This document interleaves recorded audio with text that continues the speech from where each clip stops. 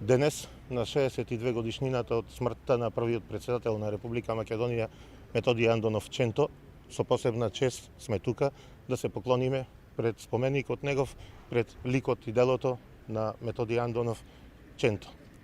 Навистина сум посебно горд, бидејќи како член на ВМРО ДПМН стоиме на патот кој го трасирал Методиј Андонов Ченто, работиме на остварување на идеалот за кој тој живеел и се борел. Самостојна, суверена, независна, силна Република Македонија. Но морам да го изразам моето огромно незадоволство од лицемерието на политичарите од власта. Тука се со една рака положуваат цвеќе на споменикот на Ченто, а со друга рака потпишуваат распродавање на македонските национални интереси.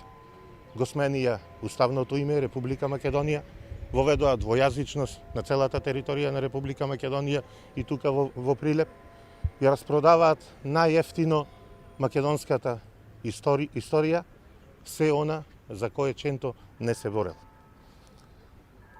Не само што распродаваат се што е македонско, туку во своите намери газат преку најголемите великани како Ченто и неговото семејство и фамилија.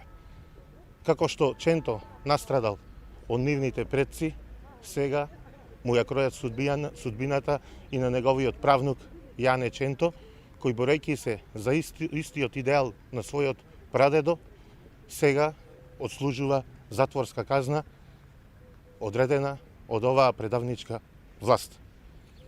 На крај да запрашам, зошто се одбележува 62 годишнина од смртта на Методиј Андонов Ченто без присуство на членови од неговата потесна или поширока фамилија.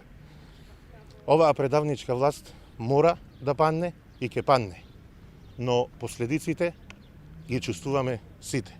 Македонскиот народ е свесен за се што се случува и верувајте, на првите избори ќе ги смести овие предавници онаму каде што му е местото, на буништето на македонската историја, заедно со најголемите предавници во историјата на Република Македонија.